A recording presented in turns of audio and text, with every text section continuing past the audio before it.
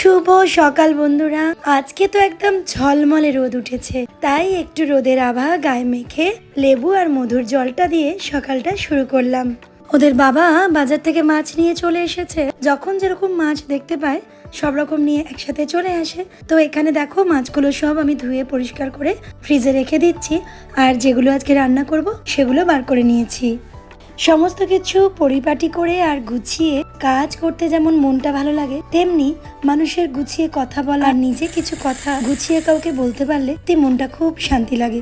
কিন্তু কি বলতো, কখনো কখনো পরিস্থিতি এমন আমাদের ফেলে দেয় যে আমরা কিছু কথা কোনো কোনো মানুষকে বলতেই পারি না। মনে অনেক কিছু চললেও সামনাসামনি উত্তর দিতে গিয়েও বাধা পায়। এটা হলো আমাদের শিক্ষাগত অভ্যাস বলতে পারো। আসলে মুখের ওপর কাউকে ছোট বড় কথা বলতে গিয়ে নিজেরই বিবেকে লাগে, মনে হয় সামনের জনটাকে বলতে গিয়ে তো আমিই ছোট হয়ে যাব। আর বিনা কারণে যখন কেউ কিছু বলে তখন তাকে উত্তর দেওয়াটাই আমার মনে হয় বোকামি। তার থেকে মনে হয় সেখান থেকে সরে আসাটাই অনেক বুদ্ধিমানের কাজ। আসলে কি বলতো, মানুষ এখন অনেক হিংস্র হয়ে গেছে, মানে পশুর থেকেও হিংস্র। কারোর কোনো ভালো, কারোর জন্য কোনো প্রশংসা অপর মানুষ সহ্যই করতে পারে না। তাই আমার মনে হয় চেনা পরিজনের পরিধিটা ছোট হওয়াই ভালো, আর মানুষ বুঝে মানুষের সঙ্গে বন্ধুত্ব করাটা ভালো। আর সবার কথায় পাত্তা না দিয়ে নিজের মতন নিজের ছন্দে এগিয়ে চলাই ভালো। তুমি নিজে খুশি থাকলেই কাছের মানুষদেরও খুশি রাখতে পারবে। যাই হোক, অনেক কথা বলে ফেললাম। আজকে না রান্না করেছিলাম পেটি ভাজা, সেটা ছেলেদের জন্য, আর আমাদের জন্য করেছিলাম ভোলা মাছের ঝাল। আর এইদিকে দেখো রান্নার মাঝে একটু ব্রেকফাস্ট করে নিলাম, ওটস, টক দই, ড্রাই ফ্রুটস আর একটু খেজুর নিয়েছি তার সাথে। আর কর্তামশাইয়ের জন্য অফিসের লাঞ্চটাও রেডি করে দিয়ে দিলাম। এদিকে স্নান পুজোটা সেরে নিয়েছি।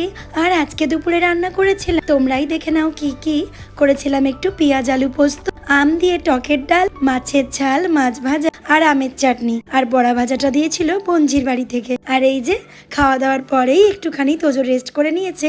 এরপর ওর জন্য একটু আইসক্রিম রাখা ছিল। আর আমি বা বাদ যাই কেন, গরম তো পড়েই গেছে, ঠান্ডা লেগে গলার ভয়েস যতই ভেঙে যাক না কেন, আইসক্রিম তো খাওয়া চাই। বিকেলবেলায় ছাদে কিছু জামা কাপড় ছিল, সেগুলোই তুলতে চলে এসেছি।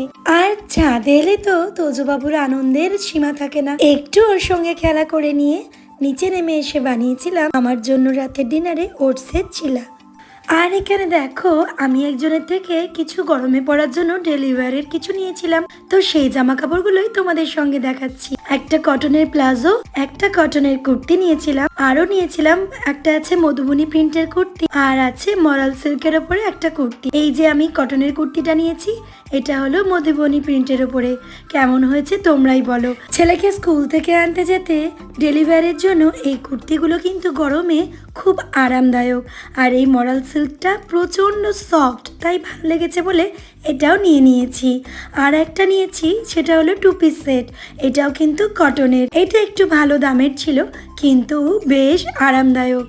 সামনেই আবার পয়লা বৈশাখ আসছে, তো আমি ভাবছি নিজের জন্য যখন এত কিছু নিয়েছি আর এক্সট্রা করে কিছু ওর বাবার থেকে নেব না। চলো আজকের ব্লগটা এখানেই রাখি।